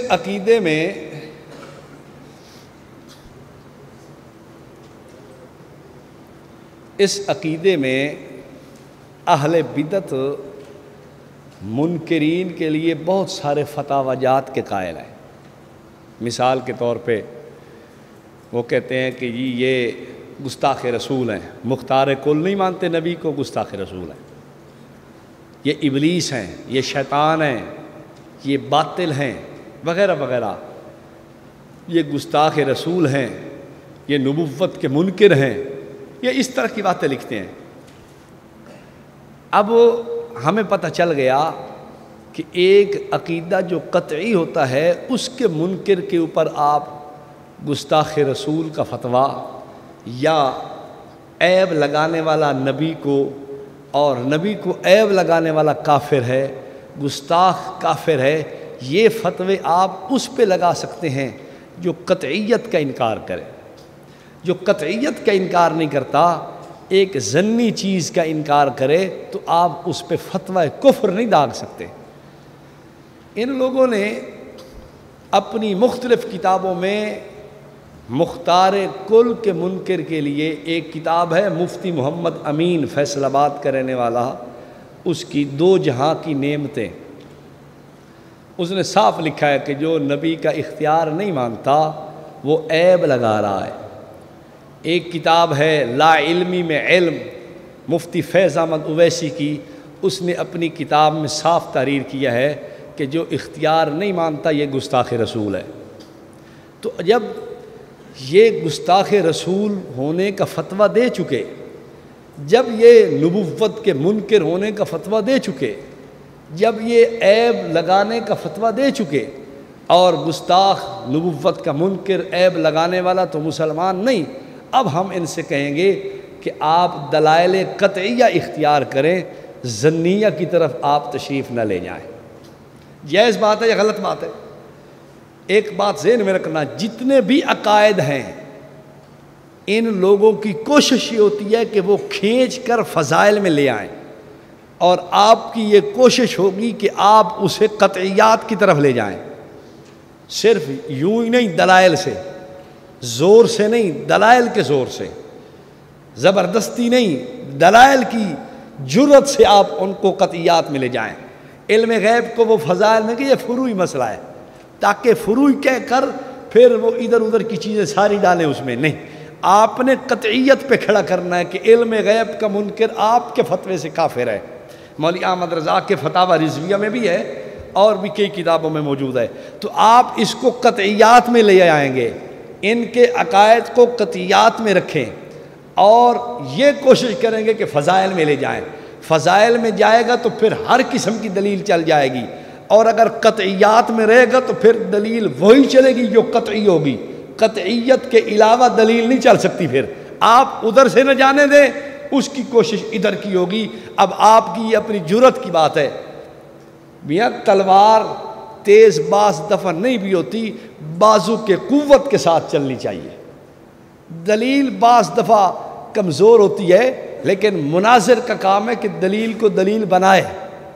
اگر دلیل کو دلیل نہیں بنا سکتا، بنانے کا ڈھنگ نہیں آتا، یا چلو دلیل کو تو دلیل ہر بندہ بنا سکتا ہے، ایک دلیل نہیں بنتی اور اس کو بنا سکتا ہے، پھر تو یہ اس فن کے اندر چل سکتا ہے۔ اور اگر بنی بنائی بھی نہیں چلا سکتا تو پھر میرا خیال ہے کہ یہ تسبیح پھیرے بیٹھ کے پھر اس فن میں نہ آئے، پھر اس میدان میں مناظرے کے اندر، پھر گفتگو میں، مباحثے میں، اس جھگڑے مجادلے اس طرز پہ نہ آئے، پھر وہ ذکر اذکار کر کے ان کی مدد کرے بیٹھ۔ یہ بھی ایک تعاون کا ذریعہ ہے۔ بھائی ایک جماعت گشت پہ نکلی ہے اور پیچھے ذکر پہ بھی تو آدمی بیٹھتا ہے یا نہیں بیٹھتا؟ بھائی آپ ذکر کریں بیٹھ کے، تاکہ آپ کے ذکر کی برکت سے متکلم کی طاقت بڑھے گی، متکلم کی پاور بنے گی، متکلم کے الفاظ میں اثر پڑے گا۔ تو ایک جماعت ذکر پہ بیٹھے، تو یہ ذاکرین لوگ ہونے چاہیے جو ایسی دلیل نہ بنا سکے کہ جو جناب جی کوئی عام لوگ نہیں بنا سکتے۔ ورنہ اس فن کے جو ماہرین لوگ تھے، جن میں مہارت تامہ سیدنا امام اعظم ابو حنیفہ رحمۃ اللہ علیہ کو حاصل تھی، ان کے بارے میں مشہور تھا، اگر اس ستون کے بارے میں بحث کرے کہ یہ سونے کا ہے تو لقام بحجت ہی، اپنی دلیل سے سونے کا ثابت کر کے دکھائیں گے۔ بات سمجھ آئیے؟ تو یہ پہنچنا تو ہم نے وہاں تک ہے، پہنچ نہیں سکتے، لیکن کوشش، تبلیغ والے کہتے ہیں بھائی کوشش اپنی جاری رکھیں، کوشش کرتے رہیں کہ ہم ادھر تک پہنچیں گے۔ پہنچنا ہمارے بس کی بات نہیں، لیکن میں کہہ رہا ہوں کہ جو دلیل ایک بنی ہوئی کو نہیں بنا سکتا، ہم تو اس جگہ پہ لانا چاہتے ہیں کہ نہیں بنی ہوئی پھر بھی بنائے، بنی ہوئی نہیں، ابھی اس کو تیار کرنا ہے تو یہ اسے بھی بنا سکے، اور اگر یہ تیار شدہ کو بھی نہیں بنا سکتا تو پھر یہ تسبیح پھیرے۔ بس اس فن کے بھی امام بن سکتے ہیں، کوئی ایسی بات نہیں ہے۔ تو بہرحال ایک مناظرہ ہو رہا تھا عبارات پہ۔ اب پچھلے دنوں میں مجھے ایک فون آیا لندن سے، مناظرہ تھا تحذیر الناس کی عبارت پہ۔ وہ لوگ علامہ صاحب، علامہ خالد محمود صاحب حفظہ اللہ، ورعاہ، ان کے پاس گئے اور کہا حضرت اس بارے میں آپ ہمیں کوئی رہنمائی فرمائیں۔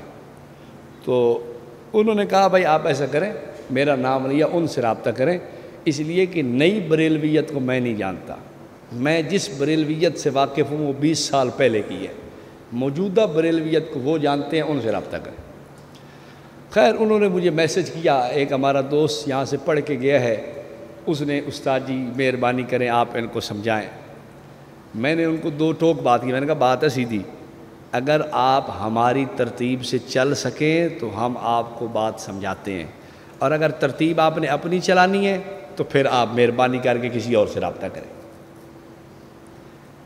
ایک بات اور آپ کو کہوں، ڈھیلے آدمیوں کو مناظرے میں نہ لے جائیں، گفتگو میں صوفی قسم کے آدمی کو نہ بٹھائیں، ان کو ذکر پہ بٹھائیں۔ ایک واقعہ مشہور ہے، سچا یا جھوٹا ہے یہ میں کچھ نہیں کہہ سکتا، حضرت اکاڑوی رحمۃ اللہ علیہ کو کچھ تبلیغی ساتھی گفتگو کے لیے لے گئے، حضرت غیر مقلد تنگ کرتے ہیں مسجد میں، تو چلے گئے۔ وہاں بات چلتی چلتی جھگڑے تک نوبت آ گئی، انہوں نے حضرت اکاڑوی کے گلے میں کپڑا ڈالا اور مسجد میں گھسیٹنا شروع کر دیا۔ تو یہ سارے حضرات دیواروں سے ٹیک لگا کے بیٹھے تھے اور کہتے تھے بھائی مسجد کی بھی حرمتی نہ کریں، بھائی مسجد کی بھی حرمتی نہ کریں۔ تو اگر آپ صوفی بزرگوں کو لے جائیں گے تو پھر یہ ہوگا کہ اگر آپ کو تھوڑی سی حجامت شروع ہو گئی نا تو انہوں نے وہی دیواروں سے ہی کہنا کہ بھائی مسجد کی بھی حرمتی نہ کریں، یہ آپ کو چھڑائیں گے بھی نہیں۔ اس لیے آدمی وہ ہونا چاہیے صاحب جو موقع پہ کام بھی دے سکے۔ میں نے صاف بات کی کہ اگر بات ہماری ماننی ہے پھر بات کرو، اگر اپنی مرضی سے چلنا ہے تو پھر کسی اور سے رابطہ کرو، ہمارا دماغ خراب نہ کرو۔ انہوں نے کہا نہیں جی نہیں مانیں گا، میں نے کہا چلو ٹھیک ہے۔ میں نے ان کو 2 باتیں بتائیں۔ نمبر 1، ہم پہ الزام ہے انکار ختم نبوت کا تمہارا، ہم نے اپنے آپ کو خود تو نہیں کہا نا، تم کہہ رہے ہو، تم کہہ رہے ہو کہ دیوبند والے ختم نبوت کے منکر ہیں، جبکہ تمہارے اوپر جو الزام آتا ہے وہ تمہارے گھر سے آتا ہے کہ تم ختم نبوت کے منکر ہو۔ اب آپ مجھے بتائیں، ایک آدمی کے گھر میں آگ لگی ہوئی ہے، وہ آدمی باہر دیکھتا پھر رہا ہے کہ کس کے گھر میں آگ لگی ہوئی ہے، پانی کی ٹینک لے کے پھر رہا ہوں بجھانے کے لیے، سارے لوگ کہیں گے تو عقل سے میرا خیال ہے استنجا کر کے آیا ہے، وہ گھر تیرے آگ لگی ہوئی ہے تو ادھر تلاش کرتا پھر رہا ہے، کہیں بریلی سے تو ہو کے نہیں آیا، یا بھاگ اپنے گھر کے اندر آگ کو یہ ختم کر اور جا کے اس کو بجھا۔ آپ سے میں پوچھتا ہوں، ایک آدمی دوسرے کو کہتا ہے، ہمسایہ کو کہتا ہے کہ آپ کے گھر کے اندر خرابی ہے، اپنے گھر کو دور کرو، یہ آپ کے گھر کا مسئلہ ہے، یہ ہے رات کو بچوں کے رونے کی آوازیں آتی ہیں، سونے نہیں دیتے، یہ نہیں ہے وہ نہیں ہے، اور اس معترض کو گھر کا بیٹا خود کہتا ہے ابا جی یہ سارا مسئلہ تو ہمارے اپنے گھر میں بھی ہے۔ اب ابا جی کو کیا چاہیے، ہمسایوں کا مسئلہ ٹھیک کرے یا اپنے گھر کا ٹھیک کرے؟ میں نے کہا تم ہمیں کہتے ہو ختم نبوت کا منکر، جبکہ دلائل یہ ثابت کرتے ہیں کہ تم خود ختم نبوت کے منکر ہو۔ میں نے ان کو 2 دلیلیں بتائی ہیں، زیادہ نہیں، 2۔ میں نے کہا بس یہ قابو کر لو اور ان دلائل پہ پھنسا لو، اور میری سمجھ کے اندر یہ اعتراض نئے ہیں اور ہم سے پہلے اس اعتراض کو کسی نے ہاتھ نہیں لگایا۔ جیسے احمد رضا نے فتاوی رضویہ میں لکھا ہے نا، لم یطمثہن انس قبلی ولا جان، میں ایسی چیزیں فتاوی رضویہ میں لے آیا ہوں مجھ سے پہلے کسی جن و انس نے ان کو ہاتھ نہیں لگایا۔ تو میں نے کہا میں بھی دلیلیں 2 دینے لگا ہوں، یہ ہم سے پہلے دلیلوں کو کسی نے بیان نہیں کیا، احمد رضا خود ختم نبوت کا منکر ہے، اس پہ بات کرو اور ان سے کہو ہماری فکر چھوڑو، تم اپنے گھر کا خیال کرو، تمہارے گھر میں خود آگ لگی ہے، تم باہر فائر بریگیڈ کی طرح پھر رہے ہو کہ آگ جو ہے نا بجھانی ہے، آگ بجھانی ہے، آگ بجھانی ہے، تیرے جیسا کوئی احمق دنیا میں ہو سکتا ہے؟ گھر جا۔ وہ دلیلیں میں نے ان کو سمجھا دی، گفتگو ہوئی، رضا خانی صم بکم عمی فہم لا یرجعون لا یعقلون کا منظر اور نظارہ پیش کرنے لگے۔ ان کے تو باپ کے بھی ذہن میں نہیں تھا کہ ہمارے ساتھ کیا ہونے لگا ہے۔ بات تو ٹھیک ہے، وہ تو سمجھ رہے تھے کہ یہ تحذیر الناس کی تیاری کر کے آئیں گے کہ بالفرض کا یہ معنی ہے تو بالفرض پہ ہم نے یوں اعتراض کرنا ہے، یہ معنی یوں اعتراض کرنا ہے، یہ معنی یوں اعتراض کرنا ہے۔ میں ایک سوال آپ سے کرتا ہوں، آپ میں اگر کوئی جانتا تو مجھے جواب دے۔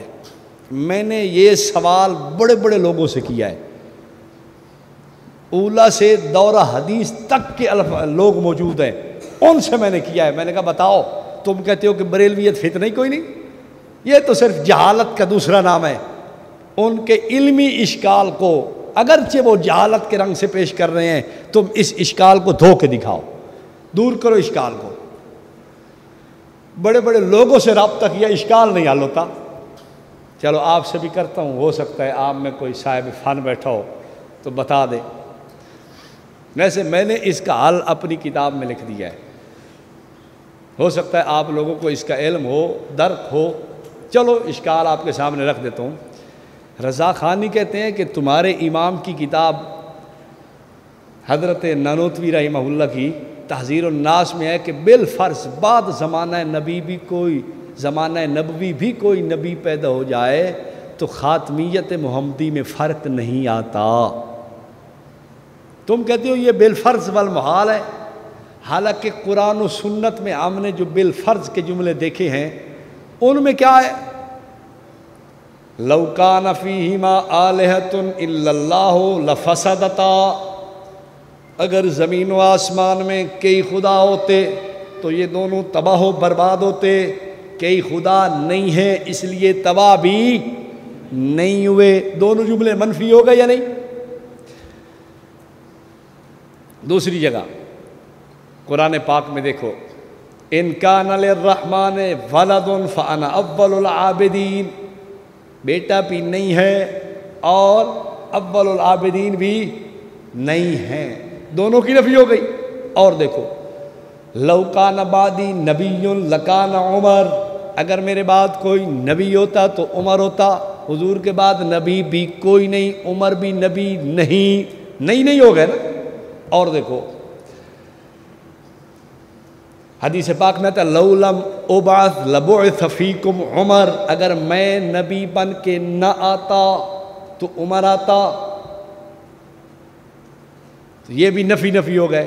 اور دیکھو لَوْ عَاشَ إِبْرَاهِيمُ لَكَانَ نَبِيًّا صِدِّيقًا نَبِيًّا، اگر میرے بعد نبی ہوتا تو میرا بیٹا ابراہیم نبی ہوتا۔ تو حضور کے بعد بھی نبی کوئی نہیں اور عمر بھی، حضرت ابراہیم بھی نبی۔ وہ کہتا ہے نہیں، جبکہ تمہارا جملہ تو ایسا ہے نہیں۔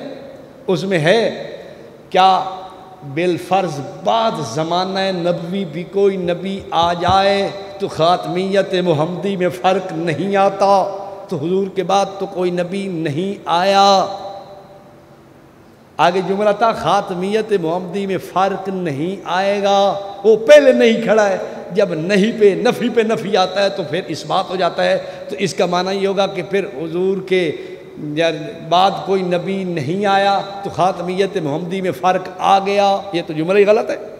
اس نے اس طرح کی مثالیں پیش کر کے نا ایک اعتراض کیا ہے۔ میں نے بڑے اس وقت جب میں لکھ رہا تھا علماء سے رابطہ کیا کہ اس کا کیا حل ہونا چاہیے۔ ہاں بھائی، جہاں ہم پھنس جاتے ہیں اپنے بڑوں سے پھر رابطہ کرتے ہیں کہ حضرت اس کا کیا حل کریں، پھر جو بڑے فرمائیں اس پہ لکھ دیتے ہیں، لیکن اس کا حل نہیں ملا مجھے۔ میں نے لو کی بحث شرح جامی میں دیکھی، سرسری نظر سے دیکھی، وہاں بھی مجھے کوئی سمجھ نہ آئی بات۔ یا اللہ کیا کریں اب؟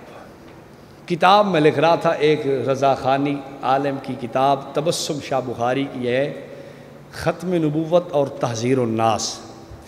میں نے آج سے 2 سال پہلے رمضان کے اندر صرف 20-25 دنوں میں اس کا جواب لکھا ہے، تقریباً کوئی 400 صفحات پہ لگ بھگ ہے۔ میں نے وہ جواب تیار کیا تھا، بس قرآن پاک بھی یاد کرتا، کیونکہ ہم حافظ ہیں جو رمضانی حافظ، تو پھر یہ ہے کہ رمضان میں ہمیں اچھی طرح زور لگانا پڑتا ہے۔ آدھا دن کتاب لکھتے تھے اور آدھا دن قرآن پاک یاد کرتے تھے، پارہ یاد کر کے پھر ہم نے رات کو سنانا بھی ہے مصلی پہ۔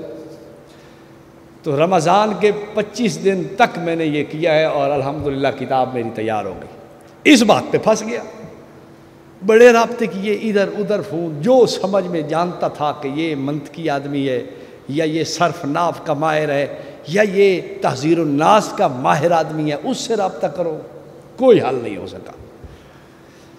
اس پہ تفصیلی کلام ہمارے ایک عصر حاضر کے بزرگ ہیں، اور ماشاءاللہ منطق پہ بھی ان کا خوب عبور ہے، اور حضرت نانوتوی رحمۃ اللہ علیہ کی کتابوں پر بھی اچھی خاصی نظر ہے۔ مولانا سیف الرحمن قاسم صاحب، انہوں نے بھی ایک رسالہ لکھا ہے ختم نبوت اور دفاع ختم نبوت اور صاحب تحذیر الناس اس طرح پہ ہے، اس میں انہوں نے بھی اس مسئلے کو حل کیا ہے۔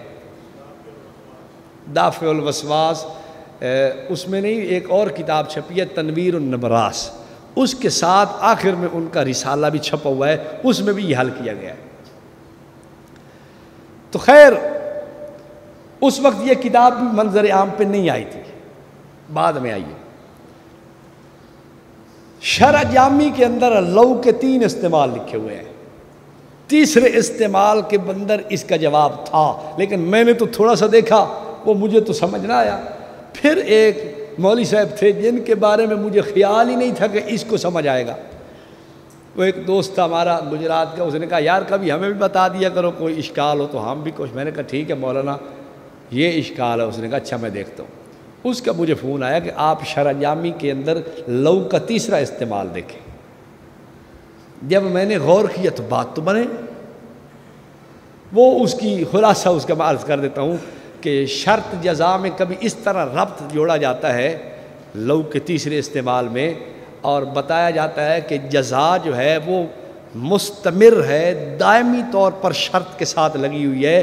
اگر یہ شرط ہوگی، یہ شرط اگر ہو تب بھی جزا ہے، اور شرط نہ ہو تب بھی جزا مرتب ہوگی۔ مثال کے طور پر میں کہتا ہوں اگر آپ مجھے مارو گے تو میں پھر بھی آپ کا اکرام کروں گا، تو آپ اگر مجھے نہیں مارو گے تو میں پھر نہیں کروں گا، پھر تو بدرجہ اولا کروں گا۔ اگر آپ نے مجھے مارا تو میں آپ کو چائے پلاؤں گا، یہ نہیں کہہ رہا کہ مجھے آپ آگے 2 تھپڑ لگا دے کہ چلو چائے تو پینی ہے، جس نے پینی ہو ویسے مجھے بتایا میں ویسے پلا دوں گا۔ مثال بھی دی ہوئی ہے، ان ضربتنی اکرمتک، اگر تو نے مجھے مارا میں تیرا اکرام کروں گا۔ کیا مطلب؟ تو نے اگر مجھے مارا تو میں تیرا پھر بھی اکرام کروں گا، اور اگر تو نے مجھے نہ مارا تو پھر میں بدرجہ اولا تیرا اکرام کروں گا۔ حضرت کی بات کا بھی یہی مطلب ہے، بالفرض بعد زمانہ نبوی کوئی نبی پیدا ہو جائے، خاتمیت محمدی میں فرق نہیں آئے گا، اور اگر کوئی نبی نہیں آتا تو پھر بدرجہ اولا فرق نہیں آئے گا۔ اب آپ دیکھیں، آپ سمجھتے ہیں کہ یہ تو جاہلیت کی پیداوار ہے، یہ تو جہالت کی بوٹی ہے، یہ تو جہالت کی سرزمین پہ اگتا ہے، ان کو تو پتہ ہی کوئی نہیں، ایسے ایسے کمبخت اشکال اٹھا کے سامنے رکھ دیتے ہیں۔ بات سمجھ آ رہی ہے؟ میں نے اپنے مطالعہ میں جو لوگ تھے میں نے سب سے رابطے کیے، ادھر پوچھ ادھر پوچھ، اس سے رابطہ کر اس سے رابطہ کر، حضرت اس بارے میں اور باتیں تھے، اچھا دیکھیں گے۔ مجھے سمجھ آ گئی کہ یہ مسئلہ حل نہیں ہو رہا، جو دیکھے پہ آ رہا ہے۔ ایک ہمارے پنجاب کے بہت بڑے خطیب ہیں، عالم بھی ہیں، حضرت توسوی رحمہ اللہ کے جانشین ہیں، مولانا عبدالحمید توسوی۔ ایک دفعہ ہم کٹھے جا رہے تھے سفر میں، تو وہ مجھے کہنے لگے یار ایک بہت بڑا اشکال ہے، یہ اشکال انہوں نے میرے سامنے رکھ دیا۔ اب مجھے تو تازہ میں نے لکھا تھا، مجھے تو ازبر تھا، میں نے فوراً جواب دیا، کہتے یار بڑی بات ہے، میں نے بڑوں سے پوچھا ہے، میرا یہ اشکال نہیں دور ہوا۔ میں نے کہا حضرت میں بھی بڑوں سے پوچھ کے بالآخر ایک چھوٹے سے ہمارے دوست مولوی صاحب تھے، اس نے اس کو حل کیا ہے۔ اس کی قرآن پاک میں بھی مثالیں موجود ہیں، حدیث میں بھی مثال موجود ہے، وہ حدیث کہ اگر جن و انس اکٹھے ہو جائیں، لو ان اولکم و آخرکم و انسکم و جنکم، ساری دنیا اکٹھی ہو کر میرے سے مانگنا شروع کر دے، اپنی اپنی شان حیثیت کے مطابق مانگتے جائیں، میں عطا کر دوں تو میرے خزانے میں اتنی کمی بھی نہیں آئے گی جتنی سوئی کو آپ دریا میں ڈبو کے نکالیں تو سوئی کا وہ ایک جو سوراخ ہے اس میں پانی لگنے سے کچھ پانی تو اس دریا سمندر سے باہر آ گیا نا۔ اللہ رب العالمین فرماتے ہیں میرے خزانے میں اتنی کمی بھی نہیں آئے گی، اگر سارے مانگو میں دے دوں تو میرے خزانے میں اتنی کمی بھی نہیں آئے گی جتنی سمندر سے کمی آ گئی ہے۔ اگر سارے نہ مانگے تو پھر کمی آ جائے گی، پھر بدرجہ اولا کے بھی نہیں آئے گی۔ بات سمجھ آ رہی؟ دوسری مثال قرآن پاک میں کہ اگر سارے درخت، مفہوم ہے، یہ قلم بن جاتے ہیں، دریا سیاہی بن جاتے ہیں، اللہ رب العالمین کی تعریفات لکھنا شروع کر دیتے ہیں، ما نفدت کلمات اللہ۔ تو اللہ تعالیٰ کی تعریف، توصیف، حمد و ثنا وہ بیان ہو سکتی ہے، اور اگر نہ لکھا جائے تو پھر بیان ہو جائے گی۔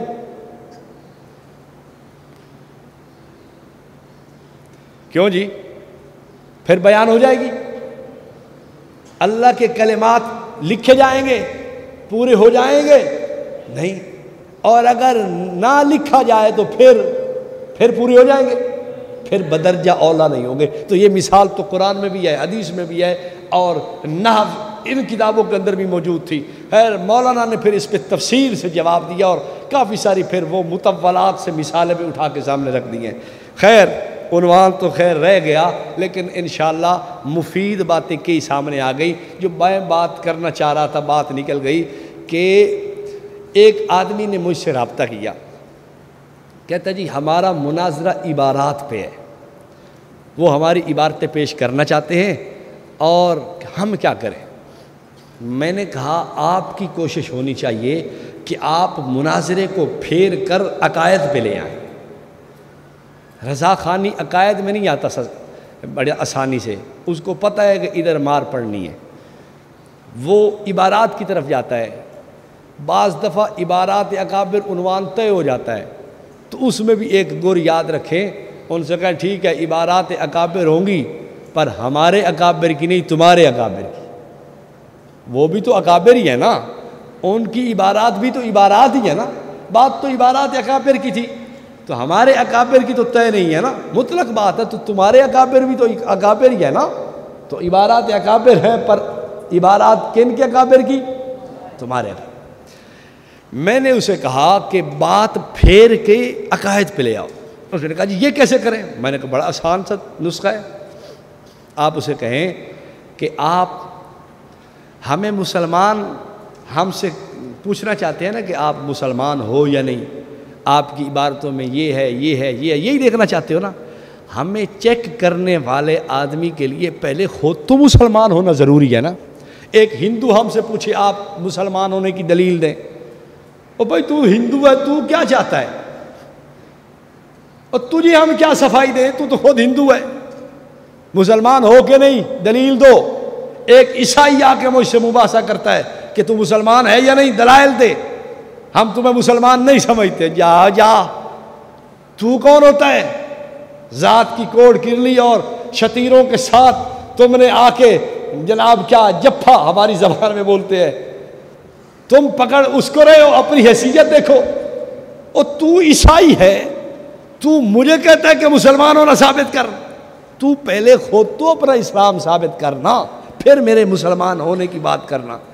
تو میرے اکابر کو مسلمان کہتا ہے نہیں تھے، کیا تم خود مسلمان ہو؟ صحیح، ہاں، تو آؤ اپنا مسلمان ہونا ثابت کرو۔ تم اگر مسلمان ہو گئے ثابت تو پھر ہم سے مسلمان ہونے کا بھی آپ بے شک ثبوت مانگیے اور ہم اپنے اسلام کا ثبوت آپ کو پیش کریں گے۔ ٹھیک بات ہے یا نہیں ہے؟ اس میں میری سمجھ کے اندر اور حضرت الاستاذ کی تحقیق کے اندر بات یہ سمجھ آتی ہے کہ یہ لوگ اللہ رب العالمین سے حضور پر نور صلی اللہ علیہ وسلم کا اختیار بڑھ کے مانتے ہیں۔ مثال کے طور پر مشہور شعر ہے، ان کی کتابوں میں مفتی احمد یار نعیمی نے لکھا ہے اپنی شان حبیب رحمان میں، اور غالباً رسائل نعیمیہ میں بھی شعر موجود ہے۔ کیا؟ خدا کا پکڑا چھڑائے محمد، محمد جو پکڑے چھڑا کوئی نہیں سکتا. خدا پکڑ لے کسی کو حضور چھڑا دیتے ہیں، اور اگر حضور پکڑ لے تو پھر کسی میں چھڑانے کی ضرورت نہیں ہے، کسی میں سکت اور طاقت نہیں ہے کہ چھڑا سکے.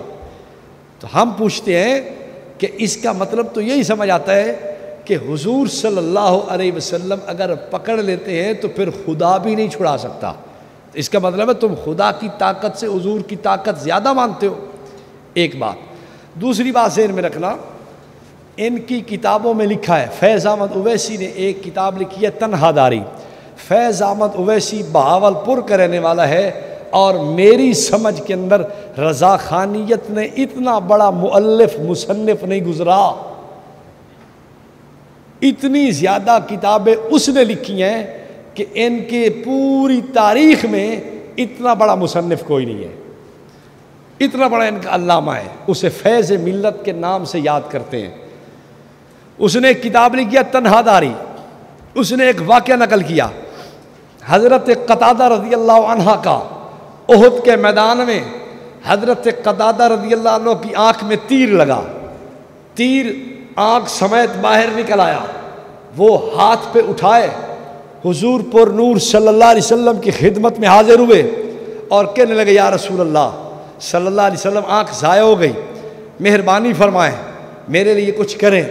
سرکار نے آنکھ کو لگا دیا لعاب دہن سے، وہ چمکدار ہو گئی. رضا خانی مؤلف کی سنو، کہتا ہے کہ وہ آنکھ حضور کی لگائی ہوئی تھی، خدا کی آنکھ جو لگائی ہوئی تھی اس سے بھی زیادہ روشن تھی. حضور کی لگائی ہوئی آنکھ خدا کی لگائی ہوئی آنکھ سے بھی زیادہ روشن تھی. اب اس دجال نے، اس خائن اور کذاب نے تھوڑی سی نہیں بہت ساری خیانت کی ہے.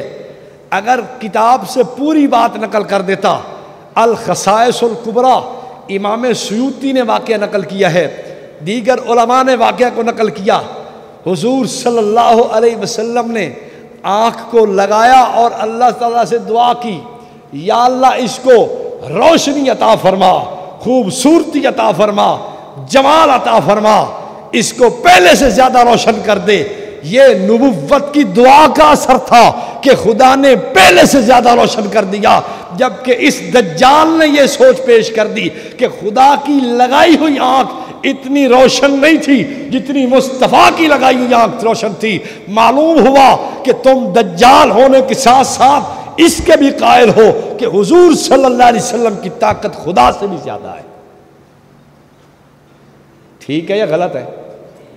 تو اختیار کل کی بات کہاں رہی ہے؟ تو خدا کو بھی کہتے ہیں کہ نبی کے سامنے وہ بھی کچھ نہیں کر سکتا. خدا اگر حضور پکڑ لے تو نبی کی پکڑ سے خدا بھی نہیں چھڑا سکتا. حالانکہ قرآن کی آیات صراحتاً اس کے خلاف ہے. کتنی آیات میں اس عقیدے کا رد ہے، اور پھر ان کے ایک عالم کو خود اس کی تردید بھی کرنی پڑی. شرح صحیح مسلم کے اندر، یا بلکہ تبیان القرآن کے اندر غلام رسول سعیدی نے اس عقیدے کا خود رد کیا کہ یہ قرآن کے خلاف ہے، کہ یہ صریح عقیدہ غلط ہے. لیکن ان کے حکیم الامت صاحب نے، مفتی احمد یار نعیمی صاحب نے اپنی کتابوں میں درج کیا اسے. خدا کا پکڑا چھڑائے محمد، محمد جو پکڑے چھڑا کوئی نہیں سکتا.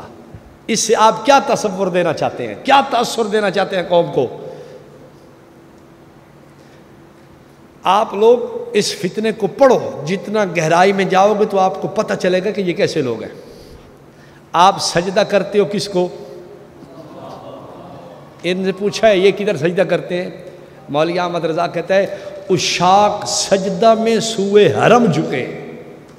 اشاق سجدہ میں سوئے حرم جھکے، اللہ جانتا ہے نیت کدھر کی ہے. اور نظر تو آپ کو یہی آ رہا ہے کہ ہم حرم کی طرف سجدہ کر رہے ہیں، منہ سجدے میں حرم کی طرف کیا ہوا ہے، لیکن یہ اللہ جانتا ہے کہ تمہاری نیت اور ہے، ہماری نیت اور ہے. تم نیت کرتے ہو خدا کے سجدے کی، ہم نیت کرتے ہیں کعبہ کی طرف، ہم نیت کرتے ہیں حضور کی طرف سجدے کی. اب بتاؤ یہ عبادت بھی کس کی کر رہے ہیں؟ یہ تو عبادت بنیاد سے ہی آپ سے الگ ہو گیا ہے نا. نماز بنیادی چیز ہے. آپ نماز میں اللہ رب العالمین کے حضور جھکے ہوئے ہیں اور وہ کہتا ہے کہ اللہ جانتا ہے ہماری نیت کدھر کی ہے. ظاہر یہ ہوا ہے کہ ہم حرم کی طرف ہے، لیکن یہ اندر کی بات ہے کہ ہم سجدہ کسی اور سمت کر رہے ہیں، کسی اور کو کرتے ہیں، کسی اور ذات کے لیے جھکے ہوئے ہیں. ہم حضور صلی اللہ علیہ وسلم کے لیے سجدہ کرتے ہیں، خدا کے لیے نہیں کرتے. خیر یہ ایک تھوڑا سا تعارف تھا، اصل عنوان باقی رہ گیا، اس کو آپ فائل سے خود پڑھ لیجئے گا. چلو باقی کئی کام کی باتیں آ گئی ہیں. اللہ رب العالمین ہمیں صحیح اسلام دین کو سمجھنے کی توفیق نصیب فرمائے اور فتنوں سے محفوظ فرمائے. کل بروز جمعہ انشاءاللہ العزیز اسباق صبح 7 سے 11:30 بجے تک ہوں گے. بعض جمعہ چھٹی ہوگی اور مغرب کے بعد حضرت الاستاذ کا بیان بھی ہوگا. سارے حضرات اس کی پابندی فرمائیں. جی جمعہ کا بیان بھی حضرت الاستاذ حضرت جی استاد محترم متکلم اسلام مولانا محمد الیاس گمن صاحب کا ہوگا. بریلی مسجد میں ڈھول کیوں بجاتے ہیں؟ ان کی بریانی اور حلوہ کھانا کیسا ہے؟ التماس ہے کہ جواب دیں. مال غنیمت سمجھ کے کھاؤ تو الگ بات ہے، لیکن بہرحال پرہیز کرنا چاہیے. 11ویں کی جو بات ہے نا، وہ تو ایک ہے غیر اللہ کے نام پہ نامزد، اس کے لیے تو کسی قسم کی کوئی حلت کی بات نہیں ہے. تو باقی ویسے کوئی کھانے پینے کی چیز مل جاتی ہے تو وہ ایک الگ بات ہے، لیکن بہرحال پرہیز کرنا چاہیے ان کے مال سے کہ پتہ نہیں ان کی نیت کیا ہے، سوچ کیا ہے، فکر کیا ہے. اکثر تو ہوتے تو چڑھاوے ہیں ان کے، تو بہرحال بچنا ہی بہتر ہے. مولانا فاروقی صاحب فرماتے ہیں کہ میرے پاس 27 دلیلیں ہیں کہ احمد رضا خان بریلوی انگریز کے ایجنٹ ہے. اس کی وضاحت فرمائیں. یہ انہی کے پاس 27 دلیلیں تھیں، ہمارے پاس تو بھائی 7 دلیلیں ہی نہیں ہیں. بس ان کے پاس تھیں، آپ ان سے رابطہ فرماتے. ہمارے پاس اپنی دلیلیں ہیں، ان کی 27 دلیلوں پہ ہمیں واقفیت نہیں ہے. سیدھی سی بات ہے. میں نے ان کے خاندان کے حضرات سے رابطہ کیا ہے کہ وہ 27 دلیلیں تو ہمیں دے دیں. وہ کہتے ہیں جی ہمیں تو پتہ نہیں ہے. بہرحال ہمارے پاس اپنے دلیلیں ہیں انگریز کی ایجنٹی اور انگریز کی سیادت و قیادت کے ماننے اور ان کی نوکری چاکری اور ان کے لیے پروٹوکول اور عزت احترام، یہ سب کچھ اس سے ثابت ہے. آپ لوگ ایک دلیل پیش کرتے ہیں اعلام العالم بان ہندوستان دارالاسلام، کہ اس نے اعلام العالم لکھا ہے کہ ہندوستان دارالاسلام ہے، تو انگریز کا ایجنٹ بن گیا. وہ تحذیر الاخوان عن الربا فی الہندوستان حکیم الامت کا رسالہ اٹھا کے آپ کے سامنے رکھ دیتے ہیں. حکیم الامت نے بھی لکھا ہے کہ دارالاسلام ہے. اب پھر آپ جب کس کے فتویٰ لگا رہے تھے تو آپ کے گلے میں یہ پڑ جائے گا. اب اس بات کو سمجھ لیں، بڑا کام دے گا آپ کو. دارالاسلام احمد رضا نے جو کہا ہے وہ اور وجہ سے کہا ہے، ہم نے جو کہا ہے وہ اور وجہ سے کہا ہے. احمد رضا خان نے اس وجہ سے دارالاسلام کہا کہ ہندوستان میں انگریز سے لڑائی غلط ہے، ہندوستان میں حکومت سے ٹکرانا غلط ہے. چونکہ یہ دارالاسلام ہے، دارالاسلام کی حکومت سے لڑ نہیں سکتے، یہ دارالاسلام ہے. اور آپ کے اکابر نے جو دارالاسلام کا فتویٰ دیا وہ لفظ کتاب کے عنوان سے سمجھ آ رہا ہے، تحذیر الاخوان عن الربا فی الہندوستان. حضرت تھانوی رحمہ اللہ نے یہ رسالہ لکھا اور فرمایا چونکہ دارالحرب کے اندر کافر سے سود کا لین دین جائز ہوتا ہے. حضرت تھانوی رحمۃ اللہ علیہ نے فرمایا کہ نہیں، یہاں سود کی بات نہ کرنا، یہ انگریز سے یہ جو ہے نا سود کا لین دین نہ کرنا، یہ دارالاسلام ہے. ہم نے دارالاسلام کا فتویٰ اس لیے دیا تاکہ امت کو حرام سے بچایا جائے. انہوں نے دارالاسلام کا فتویٰ اس لیے دیا تاکہ انگریز کو لڑائی سے بچایا جائے، انگریز کی حمایت کی جائے. اب ہمارے فتوے کی غرض اور ہے، ان کے فتوے کی غرض یہ ایسی ہے جیسے آل تشیع بھی کہتے ہیں امام حسین، اور آپ کے بعض علماء بھی اکابر نے بھی امام حسین لکھا بھی ہے، بولا بھی ہے. اب آپ بتائیں دونوں کی سوچ میں فرق ہے یا نہیں؟ وہ کس نیت سے کہتا ہے؟ اس کے ذہن میں عقیدہ امامت گھسا ہوا ہے جو نبوت سے بھی اعلیٰ اور بالا سمجھتے ہیں، اور آپ امام کا معنی پیشوا، مقتدا، رہبر و رہنما، بزرگ، اور بہت بڑا علم والا، شان والا، مقام والا، یہ معنی آپ کے ذہن میں ہوتے ہیں۔